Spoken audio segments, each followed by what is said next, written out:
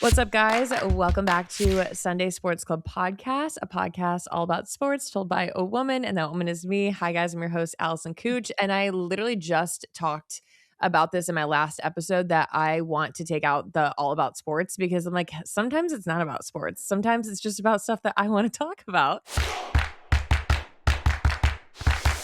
And that is one of those episodes. Today, I'd like to welcome my guest, Lucie Fink. Hello. So, is the CEO of her own media company, host of the Real Stuff Pod, wife, and mother of two. Am I missing anything? Wow, what an intro. I think content creator, but people probably could gauge that already. And that's about it. You captured everything. Do you get specific when it comes to being called an influencer or content creator? Yeah, because I do operate as a standard influencer, and that is how I make a majority of my income is through brand deals. But from the very start of my career, which goes back to Refinery 29 and YouTube and video content, I fully embraced being a content creator. Actually, being a video producer was the main title I gave myself. And the influencer stuff just kind of happened. Like that was the natural progression of the YouTuber pipeline, but it was never really my intention. And even to this day, it's still lucrative in the background, but not really where I'm intending to go with my career. I kind of love that. I get pretty specific when people say, "Oh, you're an influencer." I'm like, that's not my goal. Like, I think my goal is like storytelling and entertainment, and Mhm. I don't know, just so many other things. And I do think there is a traditional influencer, if that makes sense, like LTK and like promoting sales. I think that they can be very different. Totally, and I've now been on many trips and met many influencers like that, and we have a very different structure to our business. We approach content differently, and not that this matters because whatever, anyone could put whatever they want in their bio, but I did just recently change my bio. You know the subheader where you can put what you Yes. are? It used to say digital creator, and I just changed it to artist because I'm like, I'm heading in a little bit of a different direction. My followers know I'm attempting to write a psychological thriller novel this year and Crazy.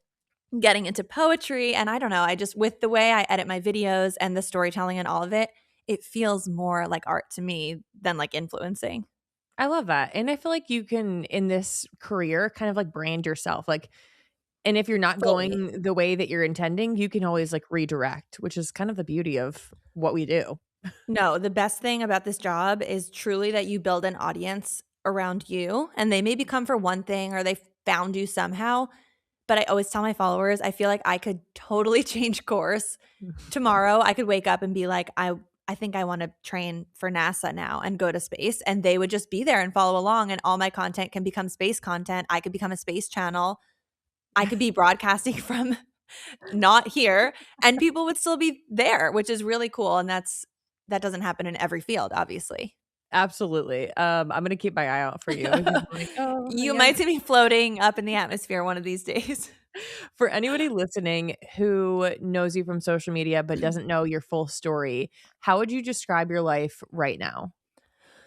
Oof. Well, I'm in kind of like the settle down in life phase. I'm in a very similar place to you, Hmm. but my followers really started following me when I was in my early 20s. And even if I go back before that, like the start of the career, I went to Johns Hopkins University as a neuroscience major and was very much intending to become a doctor, and then somehow became a YouTuber out of that. And I launched a show on the YouTube channel for the admissions office at the school. And that kind of kickstarted my extracurriculars, leading to job opportunities, which then led me to Refinery 29, which is my second job out of college. And I got to host and produce their YouTube content and grow my following kind of on the backbone of their audience. Hmm. And really, my followers started there, which was my living in New York City. I was dating my now husband because he was my high school boyfriend. So I've been with him through all of this. But I was in my early 20s. My content was a lot different. It was very much like experimental, not clickbait, but just like kitschy challenges, Hmm. that kind of whatever was trending on YouTube in 2015, 2016. And then through life, they really saw me through engagement, marriage, one kid, two kids, moving to the suburbs, settling down, life changing. And now I'm in this kind of new phase where the content is, it's still very lifestyle, but especially with the addition of my podcast, where I'm kind of getting into more deep, going deeper on some more taboo topics and just diving into, I'm also really expanding into the education arm of my business. So I teach, I coach, and I run courses and teach people how to show up on social media and how to make content for Instagram, YouTube. And so my content is kind of becoming a little bit more about teaching people how to exercise their creativity and how to make things and use the tools of digital media to do that.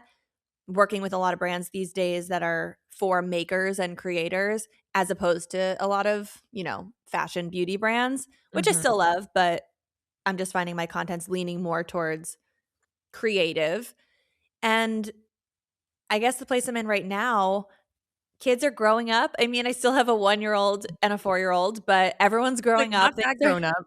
no, they're still babies, but things are moving fast and our life is changing a lot right now. I still haven't even shared this on my social, but my husband recently left his job and we're now sort of starting to work together. He's doing some of his own things too, but he's also joining in different ways with my business. And so we're just restructuring life right now and Mhm. kind of having a new approach to work and life, which is exciting.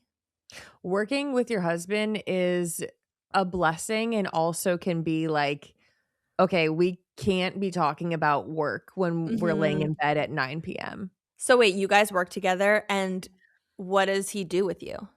Yeah, so it's really interesting because my husband started off in the NFL and Mhm. then I kind of created content around that.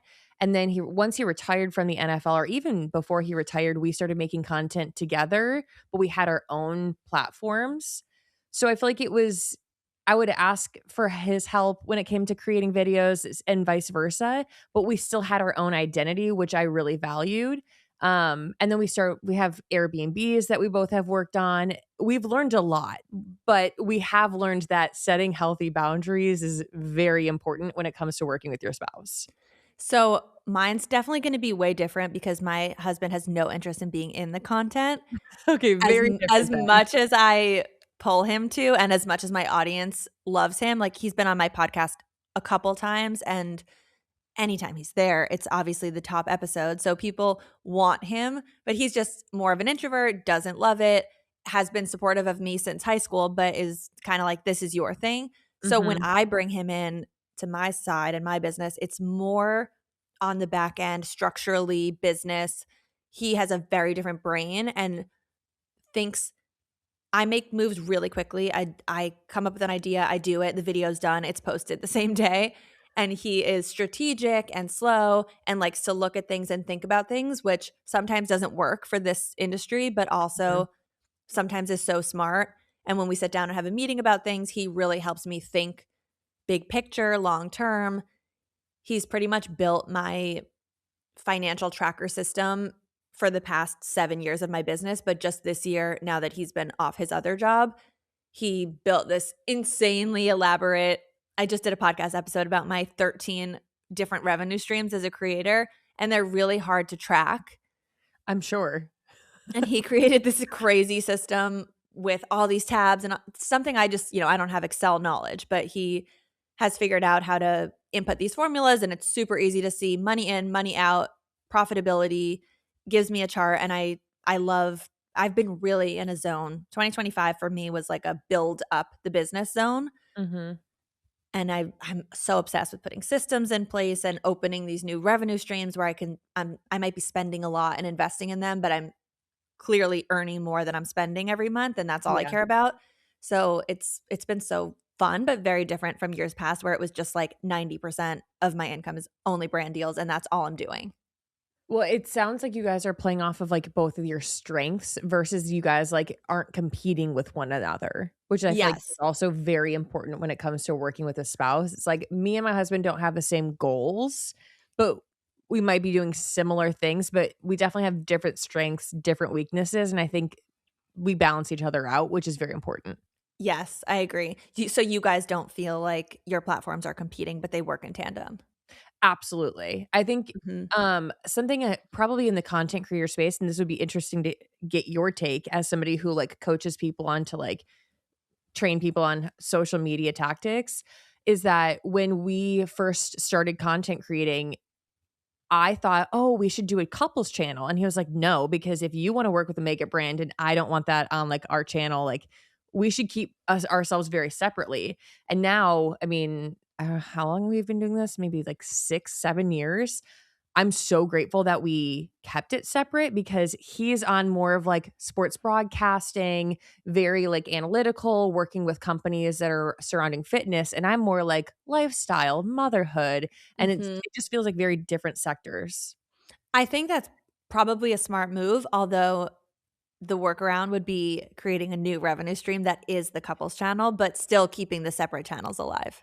I love that. I'm like, there's plans in place, Yes, okay? you could if you have enough time. I mean, I know you have kids, but, like, if you have enough time, you could start a 3rd channel that's just for that and find only applicable collaborations that make sense for both of you, but then very much keep what you're doing. Love that. Well, you've lived a lot of different lives in your adulthood, it seems. When you look at this current chapter, what feels the most different from the Lucy you were like 5 or 10 years ago? I think it's probably just the depth of the connection that I'm trying to feel with the audience. When I really think about my older content, it was a lot of I'm playing into the YouTube algorithm. I really want to get a wow. I'm trying a lifestyle challenge. And most of the comments that came in, while they were very fandom based, it was a lot of Lucy's back. First. Like everyone wants to be the first to comment and they're part of the community. But it was really just surface level comments of, I love you. I love this series. More episodes. More, when's the next episode coming out? And I didn't know who anyone was that was following the show. It was just a lot of young girls. And today, I mean, I'm sure you can relate to this, but it's just the deep emails that come in and the DMs, the hefty DMs that are not that I'm doing, I chose not to be a neurosurgeon, so I'm not curing brain cancer or saving the world with what I'm doing, but you really do see how shining your light and just showing up on social media and being authentic and opening up about things that are not so great and giving people permission to do that and hosting hard conversations so people feel less alone with whatever they're dealing with. Like it actually makes such a big difference for people and most people see it. Even the people who are impacted so much, they just don't ever tell you. But then the people who do tell you send these incredibly rich messages that's it for me. It's like obviously it's not like I read one of those and I'm like, "Okay, I'm done closing up shop. I did my job." But the fact that those come in every week Mhm. is just so different from how it was years ago, and it's probably a testament to the way the content has just gotten not only just the content changing, but I guess I've aged, so I'm just aging in real time, and the content's reflecting that, and people are feeling it more than previously. Absolutely.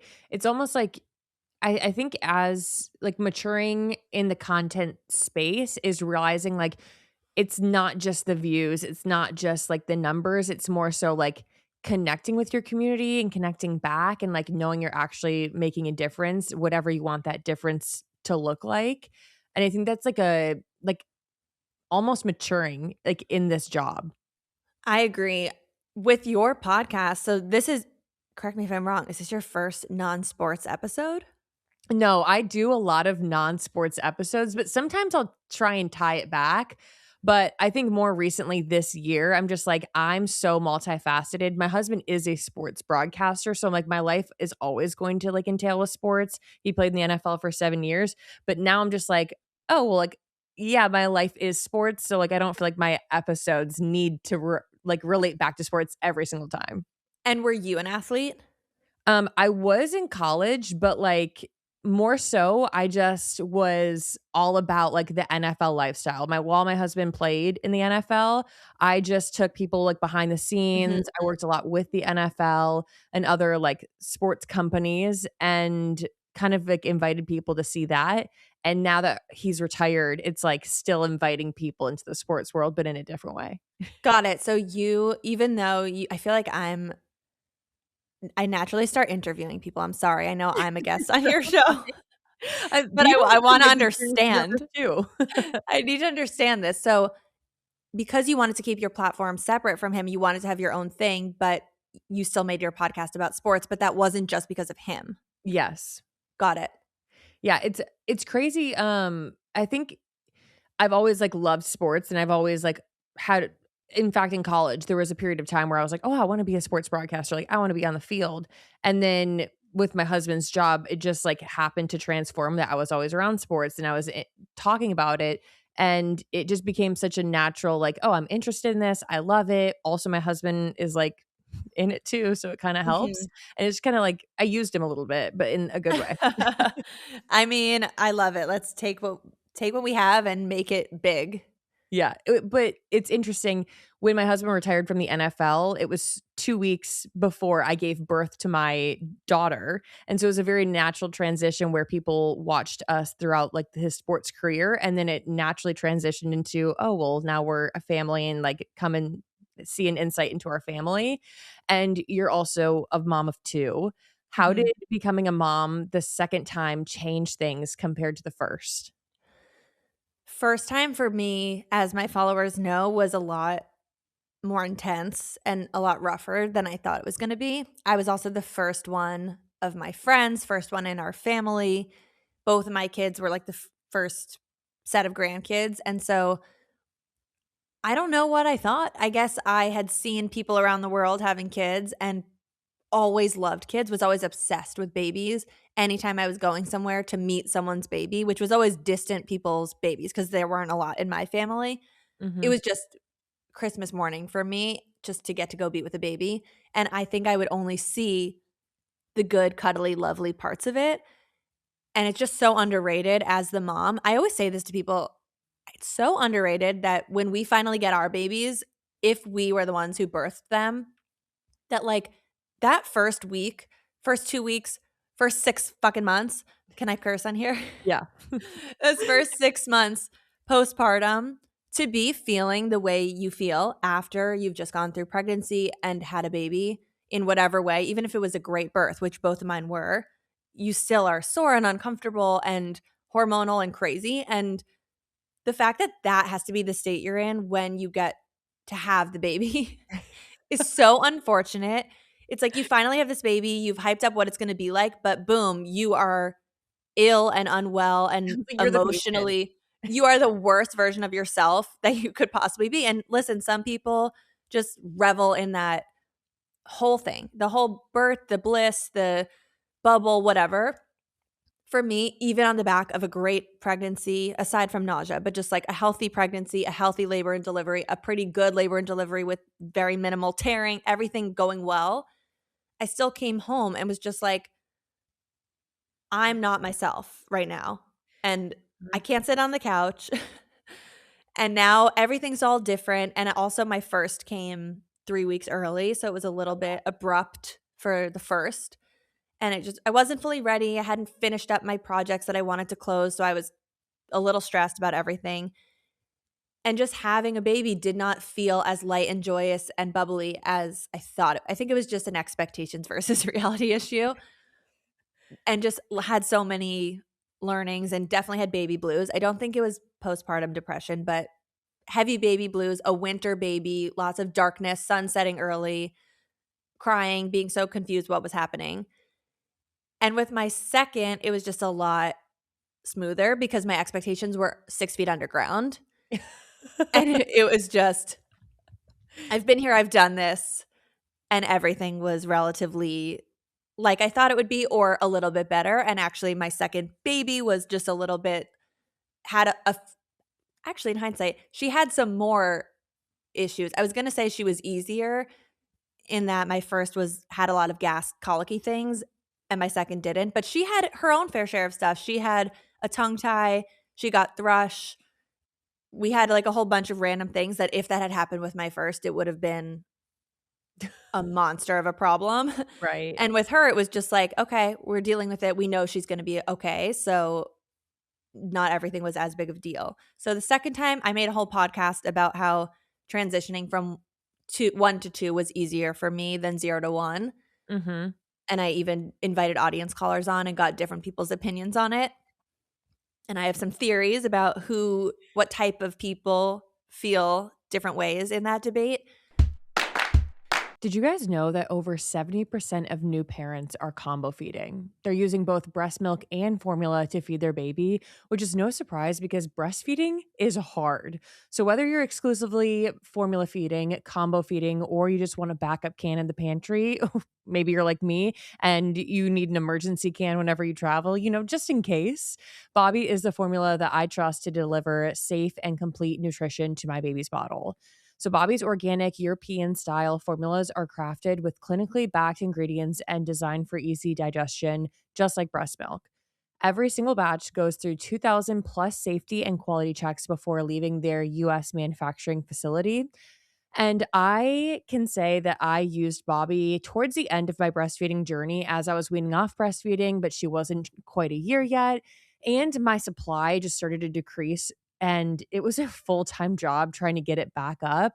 So instead, I looked to Bobbie and I trusted it even over the months where I was exclusively pumping and giving her breast milk because I was always like terrified that like one day I was just going to dry up.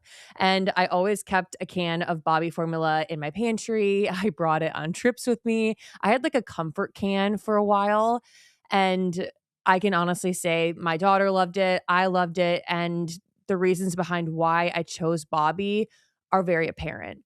They have awards like Baby List 2025 Top Choice for Organic Formula and being named 2025 Top Choice by Consumer Reports. Bobbie is also inclusive and they support all type of feeding journeys. Again, breastfeeding, combo feeding, exclusively using formula, whatever you guys need, Bobbie is there for you. If you want to feed with confidence too, head to hibobbie.com. That's hibobbie.com to find the formula trusted by parents and loved by their babies, 700,000 and counting.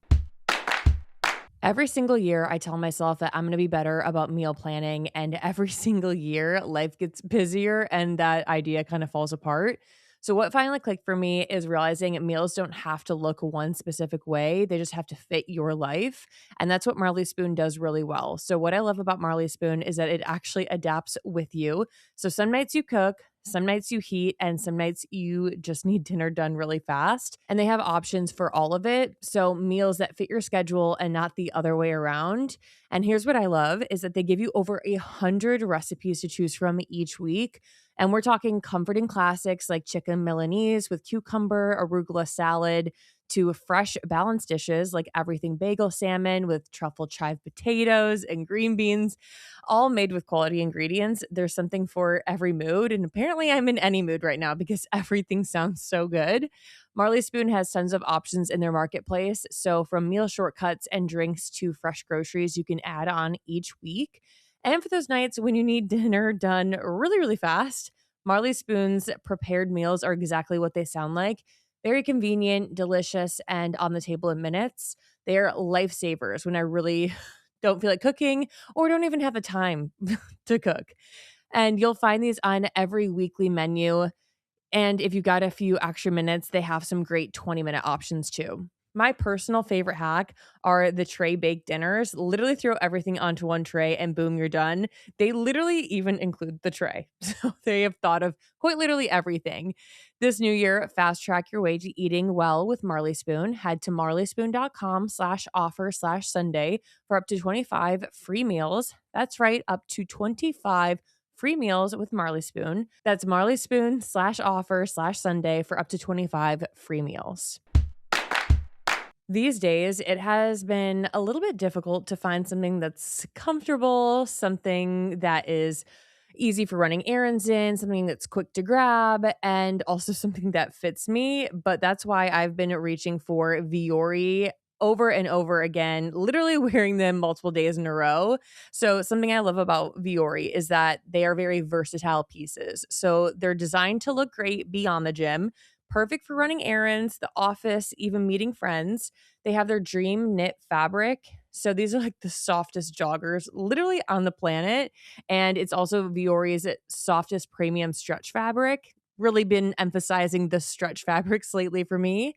And when it comes to performance, it's lightweight, relaxed fit, Features a 4-way performance stretch. So perfect for fitness or for loungewear, great for stretching, lounging, stylish, every single day wear. And that's why I have been reaching for it. Viore is not your average athletic gear. It's a new perspective on performance apparel inspired by an active California lifestyle. And these pieces also transition effortlessly from working out to a social setting. They're designed to look great beyond the gym. When it comes to my personal wardrobe, especially now, literally about to be 9 months pregnant, I love clothes that make me feel like put together. They're matching. They're I don't know, they just like fit well on my body. They're stretchy, but they also look put together, and that's another reason I just love reaching for Viore these days. Viore is an investment in your happiness. For our listeners, they're offering 20% off your first purchase. You can get yourself some of the most comfortable and versatile clothing on the planet at viore.com/SSC. That's VUORI. That's VUORI.com/SSC. Exclusions apply. Visit the website for full terms and conditions. Are you pregnant or are Oh, you yeah. Okay. So I okay. am pregnant with my second daughter. Okay. And I'm super curious because I feel like when you're in this space, not all the time, but I feel like a large part of the time, you can pretty much put a lot of you can put a lot of your identity in your work. And so for me, going from 0 to 1 is going to be harder than me going from 1 to 2. Now I'm not there, but I think it was just such a life shift that I'm like, I, like, don't get to do whatever I want anymore. And going into having a second, I'm like, "Okay, I already have one. I already divide my time." Like, I already know, like, okay, like, I'm gonna have to set aside time if I want to work. Like, I love working and I find a lot of, like, enjoyment in that. I'm gonna have to set that time aside. Mhm. And I think knowing that I'm already more prepared. How was your transition from 0 to 1? Horrible. Okay, so then I dealt with do you want postpartum me to tell you my depression. theory? Because 'Cause you'll be happy. Yes. Okay, so here's my theory. And y listen, maybe you'll prove me wrong, send me a DM if I'm wrong, but Mhm. from everyone I interviewed and the people I spoke to, here's how it goes. If you're one of those people who felt like 0 to 1 was a breeze, you just embraced every second of it, it was beautiful, it was amazing, you thought it was so easy, your life didn't change at all, it was amazing. Clearly, that means, like, emotionally, you were fine with the transition into motherhood, and physically, you're kind of saying that, like, it's kind of easy physically to manage one. It was easy. People that feel that way, I think often 1 to 2 is the rude awakening for them because they were not thinking because all they're focusing on is the physical, and Mhm. of course, it gets harder with 2. Then you have to manage splitting time and, like, no parent gets any free time because it's either you're with one or the other, or you're leaving one parent with both of them, and it's physically just double the kids to care for. Yes.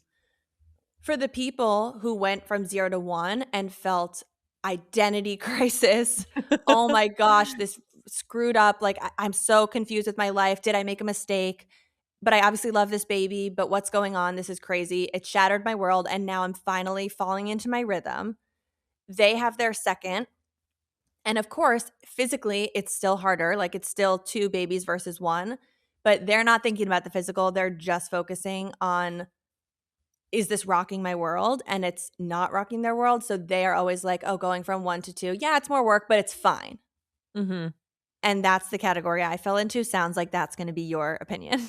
I'm just like, there is no way, like, what happened the first time can happen the second. I'm almost preparing, like, for it to happen in the event that it happens, and it's like, my first postpartum, I was rehospitalized. We moved Mm, 3 times while I was in the first 6 months postpartum. I'm like, no. "I'm gonna sit in my backyard in this newly renovated house, and I'm just going to, you know what? Whatever happens, happens." And I'm like, there's no way this baby can rock me." Now I'm gonna knock on wood right now because there's definitely a chance, but I'm preparing for the worst, Yes. and in the event that the worst happens, I'll already be prepared for it. I think you're gonna be pleasantly I think we're gonna have a similar situation. And you are just it really is one of those cases of nothing can compare to the lifestyle change of the first. And for me, I'm just like what you said. I love working. I feel so creatively lit up by work, and having the time and ability to do that makes me be a better parent. It's the days that I try to cut off my work schedule to be a parent that I just feel like I'm not in my element as a mom. Yep. And when I when I had my first, I remember before he was born starting to think about how it would be once I had a kid, because my mom was a stay-at-home mom. Okay. And I never thought I was gonna be that. I never thought I would, but I think there was a part of me, especially in the days of being super busy building my platform when I was getting a little burnt out. I remember thinking about at the time which I had a baby and feeling like, wouldn't it be kind of nice if I have a baby and maybe I'll just like not care about this anymore? Maybe I'll become one of those moms who's just I don't have any other passion, but my passion is mom life. And then I can put all the energy I'm putting into this into like craft projects and homemaking, and when Mhm. that feels kind of nice. Not that it's not a hard job to be a stay-at-home mom, but it would just be nice if my brain would kind of decide and Yes. pick, I want to go all in on this, and then I'll be the world's best stay-at-home mom. Yes. And not that I actually, especially because I was building my business, and not that I actually thought that would happen, but there was definitely a part of me that felt like that would be kind of nice if I could just decide. Yes. And then he was born, and I took a few months of maternity leave, and then I got a part-time nanny when I returned to work, because I was like, I think I'm gonna try to do this half and half thing. And we had Mhm. a 3-day-a-week nanny. And all like, some moms at that stage are like, all I wanna do is be with my baby, and I'm gonna quit the job. This is like, they don't wanna go to work. They're crying when they have to return to work. And I, of course, it sounds so weird when I say it, because it's like, it's not like I didn't wanna be with my baby. But I found, for whatever reason, that I was being pulled towards being creative and doing passion stuff throughout like a typical work week. And Right. it was just the days that I was not scheduled to work, I had so many things in my head that I wanted to do and so many projects I was working on that I wanted to be able to do alongside being a mom, but I just couldn't do it the way I set up my days. Mhm. And just my brain went the complete opposite direction. It was like I had the baby and I was like, "Wait, I wanna dive into this business so far." And so then the structure changed, and by the time I had my second, we were in such a good, I mean, my son's now older. He is in a preschool 5 Yep. days a week for half the day, but I just by the time I had my second, it's like we have a full school schedule for our older one and a 5-day-a-week nanny for the younger one, and I also work from home, so I'm very much there. It's not like I'm literally leaving all day and not seeing my kids. I see them all day, and every time they come home, my office is right off the kitchen behind a glass door with no lock, so I see them more than the average parent. Yep. But I'm very much working. I'm carving out the time to do things for myself and creative projects, and then in the time that I'm with them, I just feel like I'm so much better. Mhm. It's I think you and I are similar in that way that I definitely was curious, like, "Oh, when my daughter gets here, am I going to feel like work? I don't like, I'm not looking forward to doing, all the projects I used to do. Mhm. Am I dreading doing that? Am I like while working, am I thinking, "Dang, I'd rather go and do something else?" And I quickly found that, like, what I do for work, and not everybody feels this way, but what I do, like, really fills my cup, and that makes me so happy. I almost feel like it makes me a better mom because I'm, like, taking time for myself and, like, instead of having a hobby, like, well, I mean, I guess this it was a hobby turned into work, but, like, storytelling and making videos and, like, all of these other projects that I have, like, it makes me so happy that I feel like it fills my cup, and then I'm able to pour back into my family, Mhm. and for so long, I had this idea that I couldn't have both. Right. Same, and I fully align with that. I just feel that's exactly what it is. It's that I'm filling my cup and then I can pour back, and there's no, I don't know. I totally understand when parents have the opposite effect and they Totally. don't wanna go to work, and in that case, I think the difference is maybe not everyone's work is something they're so passionately drawn to, but a lot of times it's just work, which a lot of people Mhm. can't afford to not work and to just be a stay-at-home parent. Like, there's a lot of dynamics, but in my case, I have the choice to do either, and I'm choosing to work because I really enjoy it, and I love showing my kids what I'm working on, Mhm. and I love telling them that I'm making movies, and then they wanna watch it, and I just love showing them an example, at least in our household, of a woman who is running the business, and Mhm. I love that because my son's in the stage of starting to say, "Oh, you're gross, you're a girl." And I've been making him repeat the mantras, "Women run the world." I'm, like, going through all these lines with him because all the kids in his class, it really is weird. They're 4 and they segment into boys and girls. Which is crazy, It's crazy. crazy. And then obviously your family is such a big part of your life. How do you maintain privacy for your family while sharing your life on the internet? Yeah, so my husband and I went back and forth a lot before we had our first kid of, are we gonna show them? Or we're not gonna show them? And we just had so many conversations about it, and we just came out on the side of we 100% have no risk of becoming like a family channel.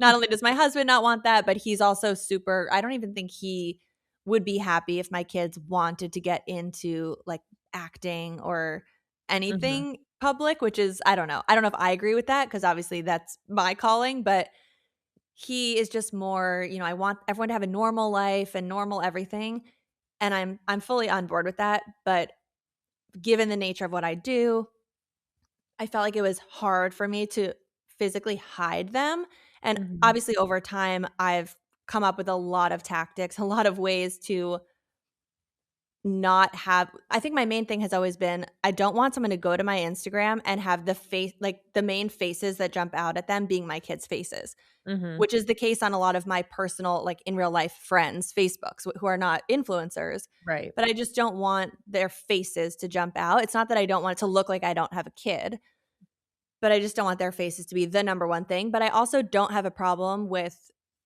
their faces being something people know what it looks Mhm. like, as long as it's just not everywhere all the time and in everyone's face. So I feel like I'm just very especially as they get older, I'm pretty sparing with how often I'm showing their faces. Wherever I can, I try to shoot them from the back or the side, or there have been, like, a couple of brand partnerships that are for kids products, whether it's a kid's clothes or toys or something, that I've explicitly asked if I cannot have their face in, and their brand has pushed back and been like, "It's an ad for kid clothes, so we need their face." And in those cases, my husband and I will have a conversation of like, "Let's discuss how we feel as the parents making the decision for this kid, if we think having their faces aligned with this brand in this advertisement in this way is a net positive for us as a family or has any ramifications." And for the most part, these brands are like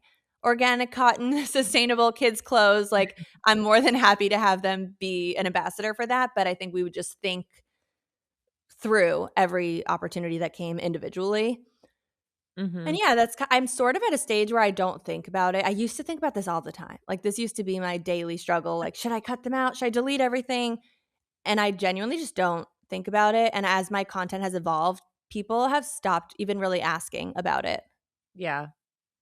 I think that's Yeah. where almost I wish I never would have spoke about, like, sharing or not sharing, like, even that decision in general, because I feel like that almost drew attention to it, and Mhm. that way I was like, "Okay, like, I want my daughter to be private, but not a secret. Like, I'm still a mom. I'm still gonna make content about being a mom. Like, you're gonna see her in the background, what have you not." And then it became like a game for people who are like, I see her at this amount of seconds Yeah. in the background, the corner of her face. I see her. I'm like, okay, hold on. And it's like almost like that is the obsession I was trying to Mhm. prevent.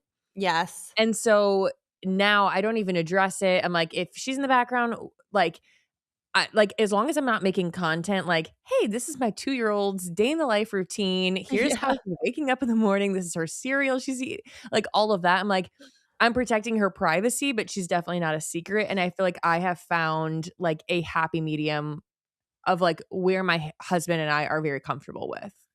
Totally. And so you do mostly side back Yeah. stuff. Yeah. Yeah. And like if I post a picture, like I try and make it funny because I feel like I try and find like the comedic side of social media. So I'm like, oh, I'll put my husband's like PNG over her face and like try and Yeah. make a joke of it. But it's almost like if I put like this big ass emoji, I'm like, am I drawing more attention? Probably.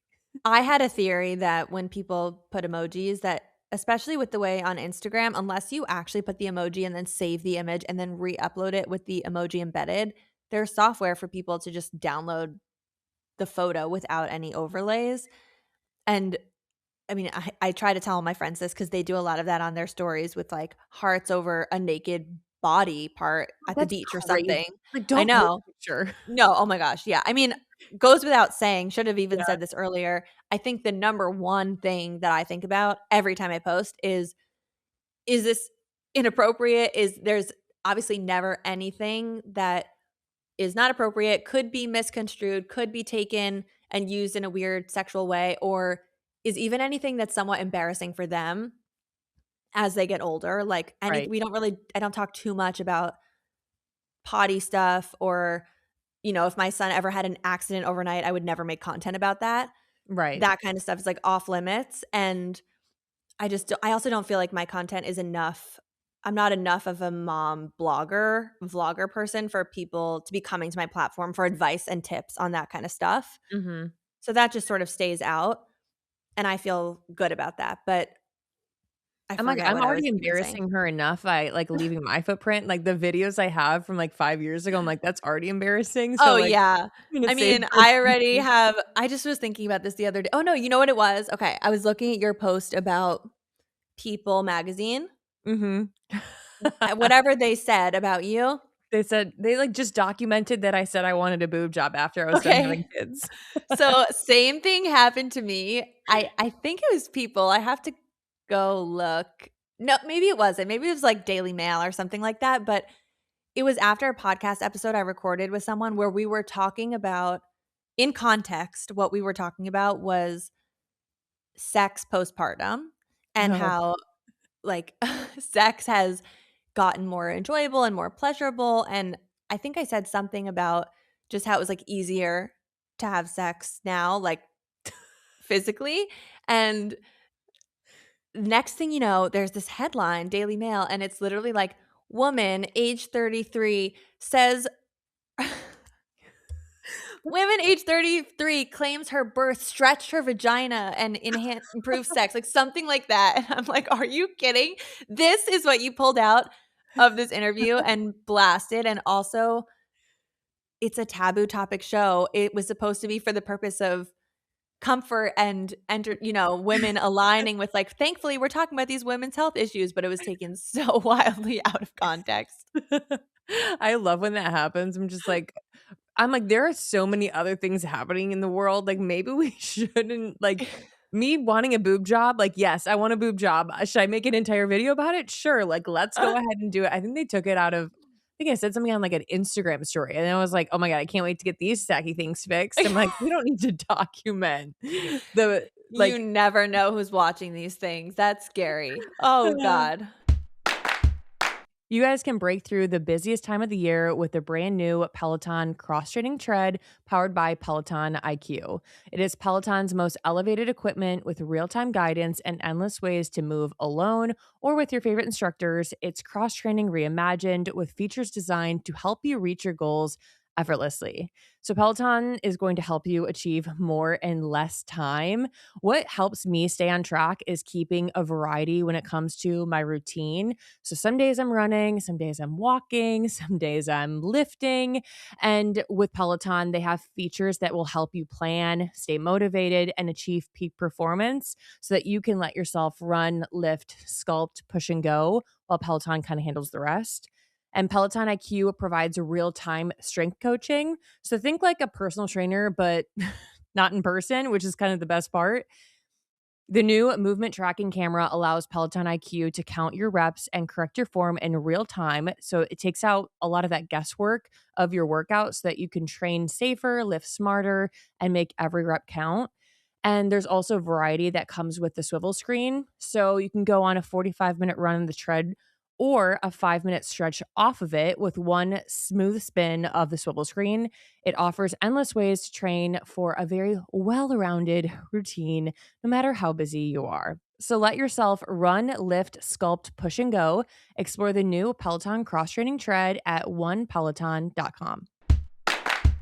Once I hit my 30s, literally the first day of my 30s, alcohol just kind of hits a little bit different. I'm waking up the next morning. I'm like, oh, I only had one drink last night. Why am I exhausted? Why does my head hurt? Why is my Garmin literally telling me that my body is under stress and like I need more active recovery? So I want to take a second to talk about Cheers Restore. Cheers Restore is my husband's favorite thing that he has ever introduced me to. So it is a dual action after alcohol aid. It has ingredients that support both your brain and your liver after consuming alcohol. Cheers was originally invented by a student at Princeton, and it's based on research into a novel compound called DHM. And DHM demonstrated powerful alcohol related properties in the brain and liver. So, Cheers was designed for how alcohol actually affects your body, not just dehydration. My husband discovered this and he started taking it, after the bar, he would take a few of the Cheers Restores pills and then wake up the next morning and he'd feel great and I wouldn't feel so great. And so I was like, okay, let me go ahead and try it. And this stuff actually works. And now whenever we're going to a festival or we're headed to, I don't know, a fun date night, literally after one drink, my husband is always reaching for Cheers Restore. And I'm sure when I get back to consuming alcohol after pregnancy, I will also be partaking because I just can't take any days off these days. And you guys don't just have to take my word for it because Cheers has appeared on Shark Tank. And today, Cheers is sold in over 30,000 stores, including Walgreens, CVS, 7-Eleven, Circle K, and they've sold over 50 million doses, 7,500 4- and 5-star reviews on Amazon, and Cheers is backed by doctors, PhDs, and over 1,000 verified clinicians who share it with their patients. Cheers' promise is simple. You'll feel about 50% better the next day or you get your money back. So basically 2 drinks feel like one the next morning. And all you do is take 3 capsules after your last drink or before bed. Same night out, way better morning with Cheers. For limited time, our listeners are getting 20% off their entire order by using code SUNDAY at cheershealth.com. Just head to cheershealth.com and use code SUNDAY for 20% off.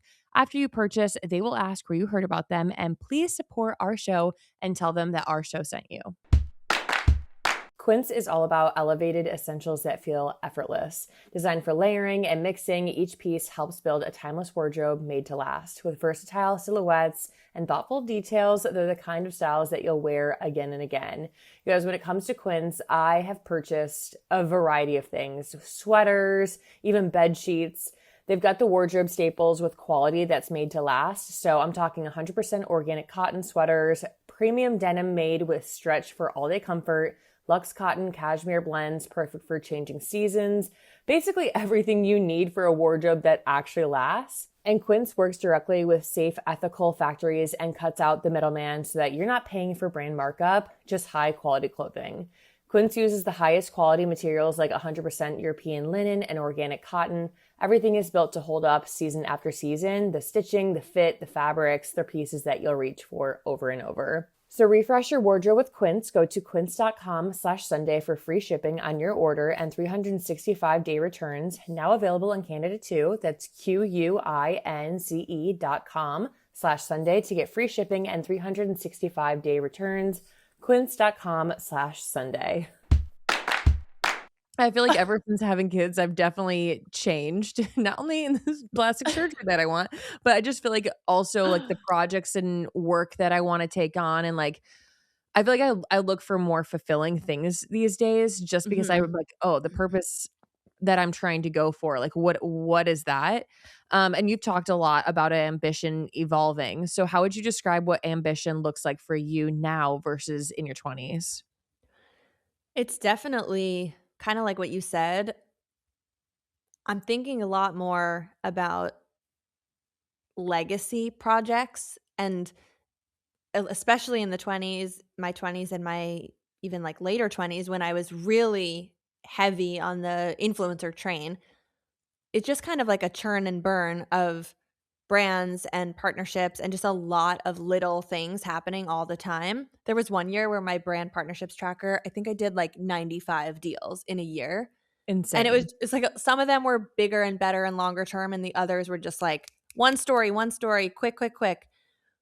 And at some point, I had this, it must have been in 2025, I just had this epiphany moment of I would literally rather have one good brand deal a month than be doing 5 to 10 little mini things all over Mhm. here. And if that means that I'm actually making less money overall through brand deals, then that's fine. I'm opening up other revenue streams and I can start transitioning a little out of that. But you probably see it now. There's just so many new, not necessarily younger, but new creators on the scene who are very much just entering that phase one of the brand deal craze. And I'm like not really part of it and I feel fine about it. And I've been getting a few really good deals that I'm so excited and passionate about. And I'm not seeing as many of the like little mini things, which my manager is telling me is likely a byproduct of me having been working with brands for the past decade and them starting to go with fresher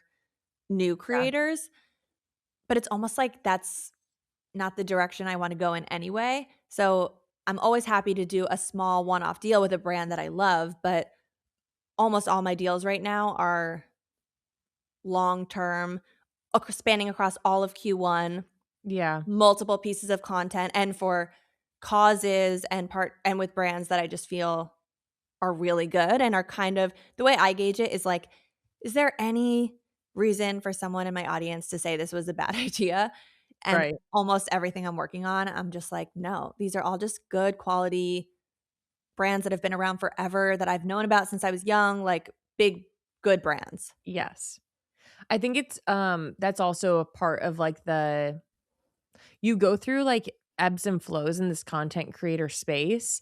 And I at one point was like, why would I ever say no to anything? And now that I've been in it for 6, 7 years, I'm like, oh, I say no more than I say yes. And that's my 100%. favorite part. And it's being able to be like, no, I don't align with that brand. I'm not gonna work with that brand. Like I'm not gonna promote that. And I think that saves space. It's also coming from a place of like, I've worked my ass off to get to this point, but Right. I'm able to save space for like the bigger projects that I want to do. Whereas if I'm taking every single little deal, even though I might not align with that brand, it's like, oh, then I look up and I'm like, oh, I don't even have a lot of time for the other things that I'm passionate about. And being a mom, I'm also like, I'm preserving like my peace because I'm like, I at the same time, like, I want to be a very present mom and I don't want to go home drained to my child. Um, which is definitely a privilege, especially when it comes to, like, me being able to work from home, but I didn't wasn't like this, like, from the jump. Fully. And I've also proven to myself time and time again, it's almost a game now where it's like when something comes in that's a pretty big number, but I just know it's not right. And I say no, and I say it with such confidence. I'm just like, unfortunately, it's a no. And it's not always because it's a bad brand that I think people are going to give me pushback on. Sometimes it's just I genuinely don't want that product. And like one of the recent ones was it was an $8,000 offer for like one story set about this some sort of smart toaster thing. And I was just like, I love my Our Place air fryer. My followers know I have my Smeg 4 toast toaster. I truly don't have room on my counter for another appliance. And what am I going to do? Like, pop it out every time I'm filming in the kitchen so it looks like it's still there. Like people catch on to these things and I just don't Absolutely. want it in my energetic space. So I said no and I was just like, this is such a cool product. I'm sure someone wants it. It's going to be a no. And at this point, I now wait because usually within 24 hours, something comes in the inbox that's double the size for a brand I love. And I have just created the physical space for it. And it's truly a game where I just wait. I'm like, I said no, I'm waiting for my yes. And something happens. And it's really exciting. You're really good at manifesting. Yes. You're like, Manifesting a "Actually" yes by saying no. You're like, "No, I'm planning on a deal with our place coming Yeah. through in, like, the next 24 hours, so, like, don't even worry about it." Um, Do you use Shop My? oh my god, I love Shop My. Honestly, Okay.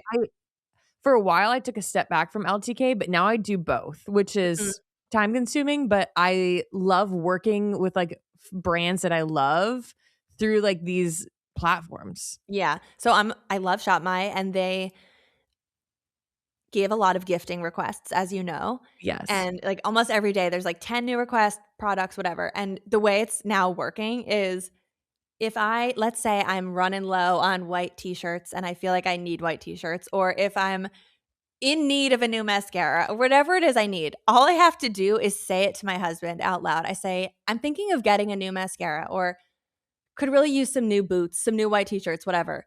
I swear to God, within 1 to 2 weeks, there's a request in my Shop My to gift me exactly what I've said I need. It's now Again, become a running joke. manifestation. I'm like, "I need you to write a book on that because that's impressive." It's like the exact products I need just come in, and I'm like, "This is crazy." Well, with, like, maturing in this space or even just, like, evolving as a content creator, do you feel like you struggle now with the guilt of wanting more professionally while also wanting to be very present as a mom, or do you think you've kind of found the balance? It's never really It never really feels perfect, and Mm. honestly, I just recorded a podcast episode about this where I know you don't have a cycle right now being pregnant, but in my normal life period cycle, my whole life is a cycle. Every month is cyclical where the first couple weeks, I'm supercharged creatively and I open a million new projects and have a lot of stuff going on, and I'm shooting and I'm editing, I'm feeling really busy, and then the last couple weeks are slower and I feel not inspired to start new stuff, and I'm just kind of giving myself time to rest. And it's not that in those first 2 weeks I never see my kids, or in those second 2 weeks I'm not doing any work, but it's more like energetically that's kind of how my attention shifts from week to week in a month. And of course, every day is pretty much structured with when the kids leave to go off to school, or what time I stop work to start dinner, bedtime, bath time routine, all that. And then we have built-in set days of the week when grandparents come, and there's just, like, other things happening around Yeah. the house all week. But for the most part, those first 2 weeks, I just feel so supercharged that I'm very busy doing stuff. Usually, those will be the weeks that after I put the kids to bed, I'll maybe go back and finish something or work on something. And the other weeks, it's like sometimes I'll just finish work a little early, Mhm. join with what's happening in the house, and then totally spend the night just vegging. So you're saying there's, like, a lot of ebbs and flows when it comes to, Yeah. like, how much you're putting towards work versus, like, how much you're putting towards your family. It's definitely not like, at the end of every night, I could tell you if that day felt like it was a work heavy day or more of, like, a family personal heavy day, and which work and personal end up being kind of the same bucket that I'm filling, but some other days, it's like there's less happening at work, and I can maybe use that to, like, do something for myself or just be kid heavy. And it's usually the end of the day I could tell which direction that swung in, but it's not like every single day, I just feel like I'm striking this perfect balance all the time. Right. Absolutely. If you could talk to the version of yourself who was chasing everything all at once, what would you tell her now? I think that version of myself was kind of the up and coming creator who, for a hot second, there was just a lot as kind of going through the fire of building a brand and starting to show up online and getting a lot of people seeing you for the first time and having to kind of deal with, well, if I want to do this, if I want to build this brand, there's going to be this criticism and this negativity and all this other stuff I have to deal with that you kind of don't, you can hear about, but you kind of don't understand it until it's happening to you. And actually, I have a TEDx talk that I gave once that was a story of a time that I was getting slammed by this girl on social media, like a million negative comments on my content in one day. And I reached out to her and asked her if she wanted to go on a Zoom call and talk about it. And we ended up having a conversation. And I think people should listen to it because it was a big awakening for me about what these people are actually reacting to when they send negative comments to you. And it sort of changed my approach to showing up on social media and how much I actually care about all that and all the noise. And so I guess I would just tell my younger self to just keep doing it, but I would probably try to rid my brain of those spirals about that sooner than it Mhm. actually happened. Well, that's super interesting. Yeah, I definitely need to go and give that a listen because that's also so bold of you to be able to, like, reach out and be like, "Let's hop on a call." I thought she was gonna be a classic troll where the moment you reply, she kind of disappears or, deletes everything or just continues trolling and never wants to show her face. But part of the reason I asked is because she was writing it from her personal account. Like, it wasn't a burner account. Yeah. And it was just like this personal woman account with family and friends and stuff on her account. So I just felt like there was something more going on. And I asked her, and she surprisingly was like, "Yeah, sure. When are you free?" And I was a little scared because you never know with these people if they're just like not well. Like, I didn't want to open the door for potential harm. Yes. But this was before I had kids, and it was in 2020, and I just had my husband, like, being on standby by the door in case, and I recorded the whole thing in case Yeah. anything was said. So it was all recorded. My husband was there in case I needed some support. I don't know what he would have done, just slam the computer shut. But I recorded it all, and it was I don't even wanna give it away for you, but Yeah, don't give it away because such a I'm gonna give it classic such a classic story of who these people are. mm, super interesting. When this is my last question before we jump into some rapid fire. When you Yes. think about the next few years, what are you most excited about both personally and professionally? Mm. I think personally, I'm very, very excited. This coming summer, we're gonna be working on a renovation on our house that will include a new workspace for me and my husband now that we're joining forces in a lot of ways. So I'm very excited for that. And also it kind of signals like that we knew this was our forever home, but when we bought it, it was not exactly what we needed it to be. But now we're like, we love the area, we love the spot. So now we're making moves on it.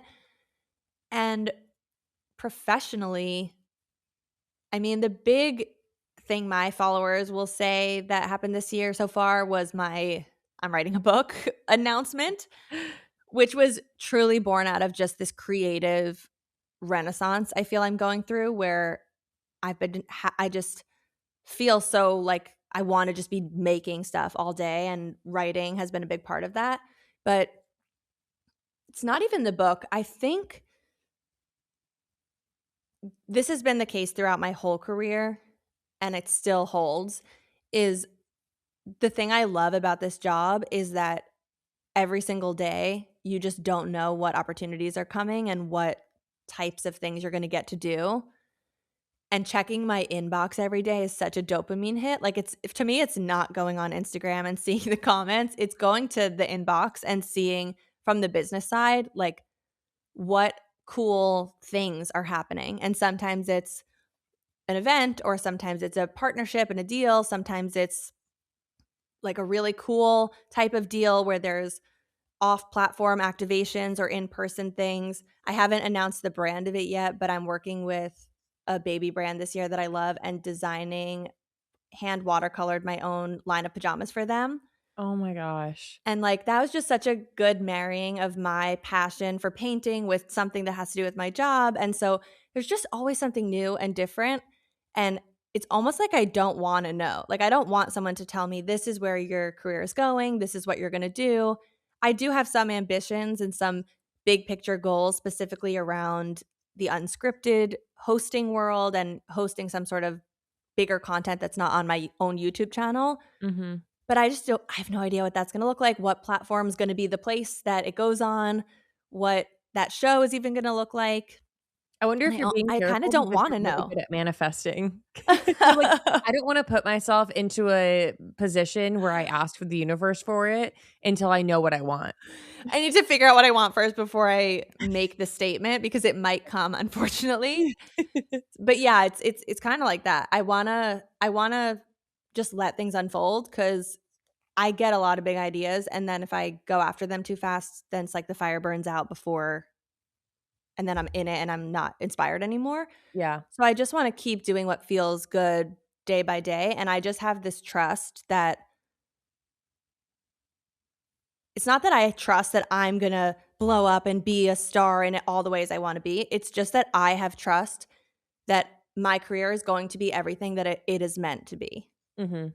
and whatever that means for me. If it's, like, literally exactly what it looks like today for the rest of time, then I'm so happy about that, and if it, like, regresses because that's what's meant for me in my life, then that's what it is, but if it goes beyond, then that's what's meant. So, Yeah. I'm just open. I love that. You're like, "I'm open, universe, so whatever you wanna throw Hear at me me." out. Alright, some rapid fire this or that parenting, and it's, like, kind of in sports terms. 'Kay. Um, Oh toddler god, I hope I tantrum even know what you're talking about. I don't Yeah, understand how you football kinda will. works. Okay. Um, toddler tantrums. Are you giving them a timeout or penalty box? So, like, a What's warning. penalty ba oh, warning? Um, it's such a I'm so bad at rapid fire. I would say more of a penalty box. Handling sibling fights, do you let them play through it or blow the whistle? I really try so hard to let them play through it, but oftentimes my 4-year-old is being unsafe towards my 1-year-old, so we have to step in when someone's gonna get hurt, but we try really hard to just let them even if they're roughhousing. Kids sports, do you let them choose their sport or pick for them? Um, Ultimately in life, the answer will be choose. For now, with him being 4, we're kind of picking, like, a wide menu Yeah, and trying to get him to try all of them. absolutely. I think that's good. You're like, he doesn't know what badminton is, so, like, he can't ask for it. He Like, needs to do badminton. picky eating battles, force the full playbook, or take what you can get. Take what you can get. Oh gosh. I know, I'm like, some days we're serving the same thing, breakfast, lunch, and dinner.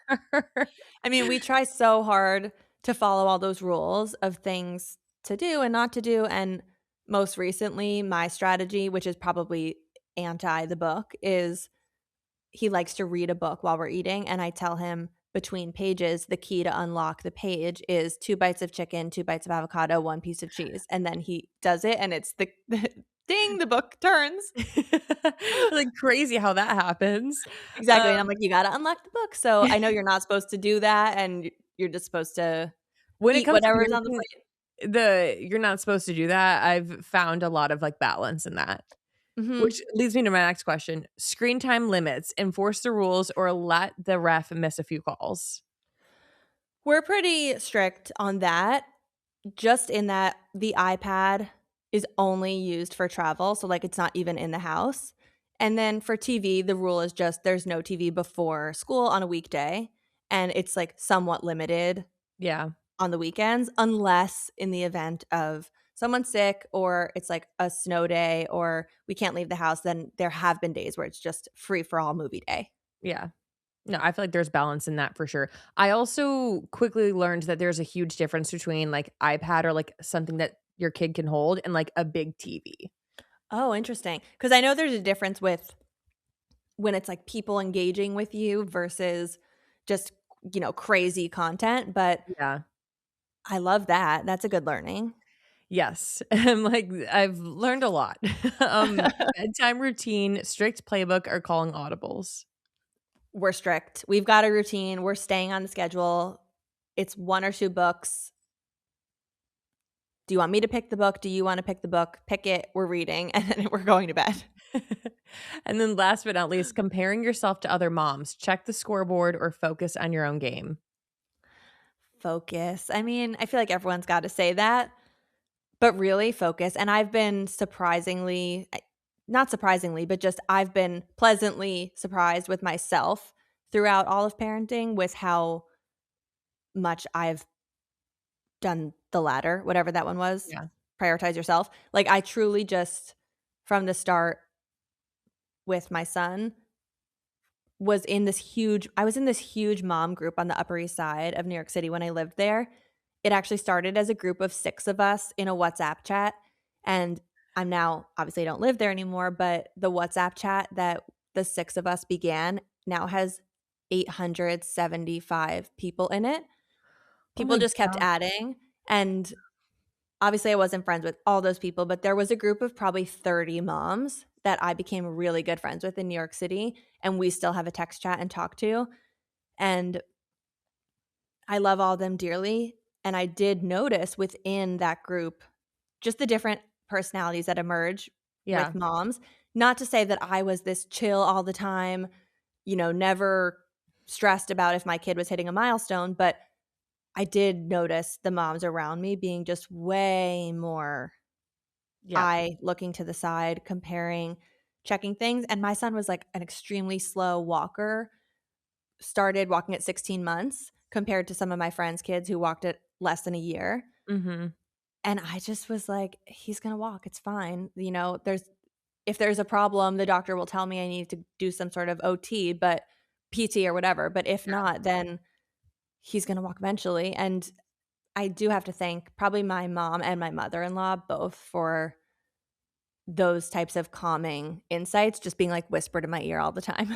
Yes. Parenting I feel like is the biggest comparison game, but I've quickly learned that like it's not one size fits all. Like what works for me for like getting my daughter to sleep might not work for somebody else and like that's okay. And like also Mhm. not being judgmental of the way that like you're not choosing.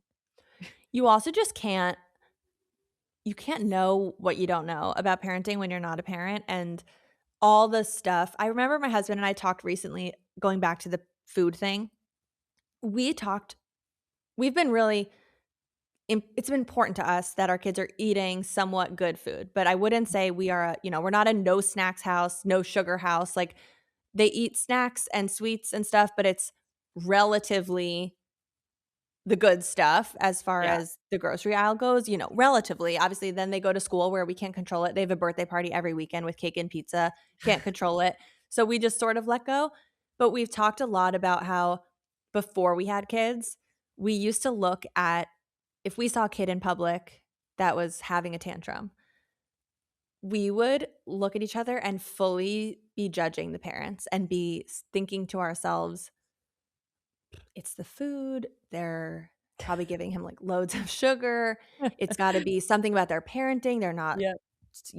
being authoritative enough, whatever. We were really judgy, having no experience with kids. And now that we have kids, like, we cringe at our younger selves because we do not everything right, but truly, like, my son's diet is probably in the top 5% of healthy-ish kids in the world of what they're eating. I think, I don't know, and he still has tantrums out in public and is uncontrollable and is off the walls, and, like, it's literally nothing that we're doing, and Right. we are now so regretful of some of our past actions and thoughts. It's growth. We can call it growth. It's growth, yes. And then last question actually, where can the people find you on social media? Instagram, TikTok, and YouTube. My handle is at Lucie B. Fink, spelled Lucie BFINK. And then on my website, which is maybe can be down soon because we're working on it, but there's a lot of places to connect with me and work with me if you're interested in the social media application. It's luciefink.com/apply-coaching. And you could probably just find all of that on my Instagram story highlights. Awesome. Perfect. Well, thank you so much for coming on. Thanks, Allison. And I hope you guys enjoyed. Be sure to tune in every Sunday, wherever you get your podcasts, and see you next week.